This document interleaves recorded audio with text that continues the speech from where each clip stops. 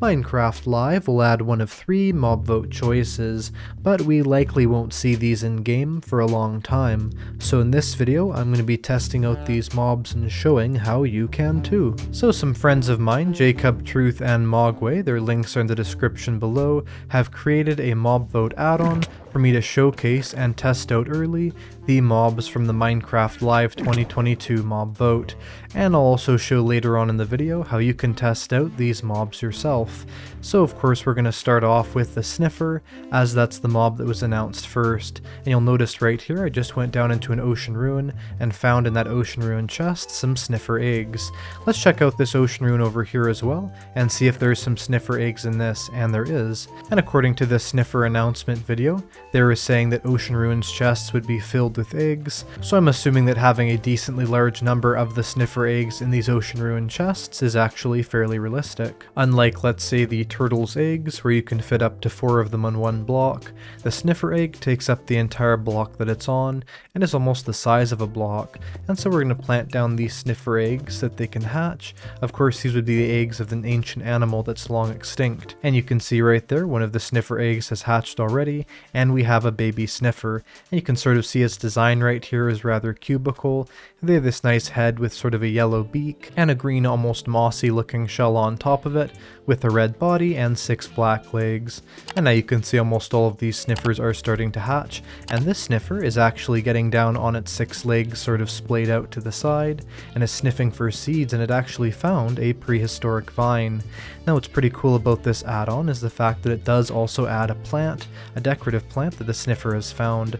The Sniffers can also find other seeds in the ground that you could plant down. Now you can notice some of the Sniffers have already grown up, and the Sniffers grow up, they have about the same functionality as the Sniffers when they're babies. They can also get down on their 6 legs, sort of sniff in the ground. Of course this could be sand or grass or something else, and they can also find some of these prehistoric vines and random seeds. Also, of course, if you're hatching the Sniffer eggs, you'll have to be aware, as they could break when you jump on them, just like the turtle eggs break. Now considering the fact that the Sniffer is found in eggs that are in ocean ruins, it's safe to say that the Sniffer has a somewhat aquatic side to it, and you certainly can see its dinosaur-like appearance even with some other interesting features. For instance, the fact that it has these sort of large ears on either side of its head, and having 6 legs, their walking and sitting animations are quite cute. Because the Sniffers are so ancient, it's very likely the only way to get them, and even to get more of them, will be through the Sniffer eggs.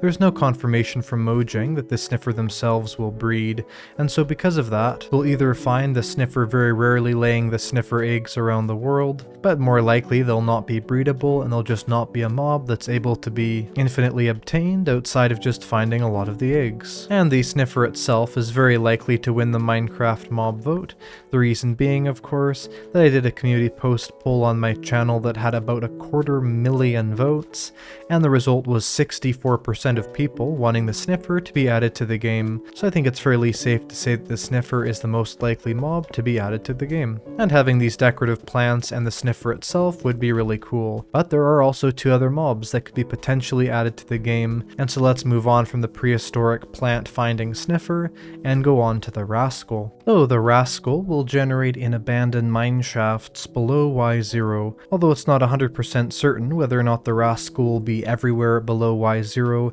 or just in abandoned mineshafts. I think it would make the most sense if they were only here. Now of course the idea behind the Rascal would be you chase it, and once you've found it 3 times it'll give you an item. From what it seems like, it'd be a tool. So more or less when you're traveling through the abandoned mineshaft, you might come upon a Rascal, and they would more or less sort of try and run around getting away from you, but once you hit them, you would get a pickaxe given to you by the Rascal, but the Rascal will also disappear, because of course if it didn't, you could infinitely farm them, although it was shown in the Minecraft Live mob vote video to give both enchanted shovels as well as enchanted pickaxes, so it's definitely interesting to think about the opportunities we may have for different loot and farming different types of items if the Rascal is indeed added into the game. In terms of the appearance of this mob and where you'd really be able to find it, the idea would be it would only be where mineshafts are, and so it generates in the most wooded areas of the abandoned mineshaft. It's a bit of a stretch, but this sort of cave troll mob could even potentially be a lost miner from long ago that eventually sort of turned into a goblin after being underground for hundreds of years. You might even see rascals stealing treasure out of the minecart chests found in the abandoned mineshaft, and with the mineshafts having such long and maze-like corridors already, going around the corner to suddenly stumble upon a rascal, then having to chase it 3 times and grabbing that pickaxe, or whatever other thing it gives you. It'd be really nice to have that feature in the game, and in this add-on it's cool to simulate what that might be like. And although the rascals are a passive mob, so you don't have to go around a corner and be worried about finding a rascal, there is certainly the fact that the rascal themselves are still quite mischievous, and you do have to go fairly low down to find them, and upon running around to chase the rascal, you may also by accident run into a zombie or some other hostile mob. As you can even see on the rascal's model here, it sort of has a backpack on it where it can hold all the treasures that it finds, so I'm not sure what would happen if you kill the rascal inside of Minecraft if this was added. Likely it wouldn't give you anything just based on how the game works, although I'm sure that backpack they have is full of the treasures that they've found after being inside of the mines for a long time and sort of grabbing different things like maybe some diamonds in the cave floor. But enough about the rascal, let's go on to the final mob vote mob, the Tuff Golem. The Tuff Golem of course does not spawn in the world. It is not a natural mob, however it's one you have to build yourself, much like let's say the Snow Golem, and so because of that we have a bit of a shopping list we need to get the effective ingredients to make this mob. The first one is the carved pumpkin, of course because of the fact that in Minecraft the carved pumpkin is used for the iron golem as well as the snow golem, and so needing it for the rascal only makes sense. The second thing you'd need though is a bit of wool, as of course the Tuff Golems have that decorative piece of wool that they have. Now based on what they said, every color of wool will have a different pattern. We're going to get this into red wool, as the Tuff Golem was wearing a red sort of piece of clothing in that video. So now we have our pumpkins in the red wool, but of course this is the Tuff Golem, so we're going to have to head deep underground to find ourselves Tuff. Tuff only generates where deep slate will generate, so we're going to have to go below the level where deep slate starts to generate and try and find a patch of Tuff to mine out. So you're going to want to mine up some Tuff. Once we have our Tuff, we can now make the Tuff Golem. Now I personally sort of envision the Tuff Golem being built like this, where we sort of have a T shape with the wool color in the middle, the Tuff on the sides, and one of these carved pumpkin heads, not on our head, but of course on the head of the Tuff Golem. That would then disappear and give us the Tuff Golem. However, here's a very interesting idea. You craft the Tuff Golem. Put the curved pumpkin head in the crafting grid, put in the wool of the Tuff Golem's construction and also the Tuff in there in a pattern like this with curved pumpkin and wool Tuff, and that will give you the Tuff Golem item. And this would be similar to, let's say, placing down an item frame or a door or something, where it's not a full block, but you do have a way of taking this entity in and out of this world, maybe somewhat like an armor stand. Now that we have these Tuff Golem items, we can actually place these down in the world and see what this Tuff Golem could potentially look like. So simply right click on the ground to sort of build that Tuff Golem, and it will appear. And it'll sort of wander around, and of course you can see on it has the red clothing because we gave it that red piece of wool, but as well as that, this is the design that we saw on the Minecraft live video. It even has those brilliant blue eyes, and of course arms that sort of come out from the sides. Something that the developers made very clear is that the Tuff Golems would not be an aggressive mob, unlike let's say the Snow Golem and the Iron Golem. So if we were to punch it, it would simply run away from us scared and it wouldn't do anything else. It does have these nice animations with its legs and also its arms when moving. And if this mob is added to the game, it'll be exciting to see all the different patterns of clothes it'll wear. However, what's interesting is let's say you want to get this Tuff Golem out of your world and you're done with it, simply jump up and break it on the way down, and you haven't actually killed the Tuff Golem, although it does look like it.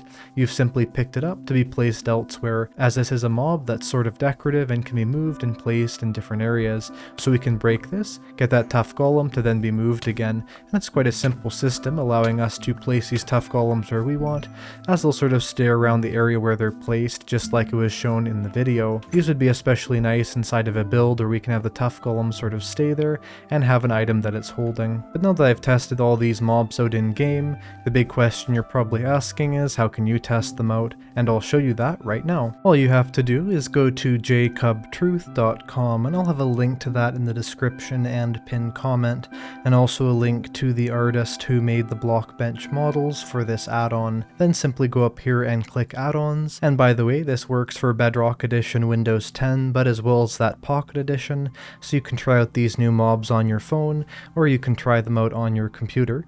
I'm going to show how to download this for your computer, so then just scroll down here, and you'll see some different add-ons that he's created. But the top one here is the mob vote preview that he's made for this video. Click view, then scroll down and press the big download button, and once you've done that, your computer will download the mob vote add-on, and this is very simple to install, and I'll show you how. Navigate to the downloads folder of your computer or wherever you decided to download it, and literally all you have to do is just double click on this file, and instantly your computer will load up Minecraft Bedrock Edition with that MC add-on being loaded on with it. It'll say right up here import started, and after just a little bit it'll import it. Now of course it failed for me because I already have that imported, but you would have a little thing up here saying it has been imported. Then simply press play, press create new world, and once you decide what all your other settings in this world are going to be, you just want to go down to behavior packs and resource packs, go to available, go to owned, and make sure to turn on the mob vote preview resource pack, then go to experimental gameplay, and just turn on all the experiments down here, so all these add-on features are turned on. Then simply press create, and when that world gets loaded up, you'll have those in the game, and that's actually how easy it is to have add-ons. I really wish in Java we had something that was that simple. But anyway, you can then look up here the name of different things and let's say creative, so for instance Sniffers and Sniffer eggs. You can spawn these in the world, they can grow up into adults here, you can have the eggs, and of course they'll work as well. And every single part of the add-on that I just showed will be inside of Minecraft. So did that help you make up your mind of what you're gonna vote for Minecraft Live? Hopefully. I personally really enjoyed seeing these mobs inside of the game, and what we could potentially get with each one of them. Be sure to subscribe to see more videos like this, especially around Minecraft update news. I'll see you in the next one, and have a great day. Goodbye!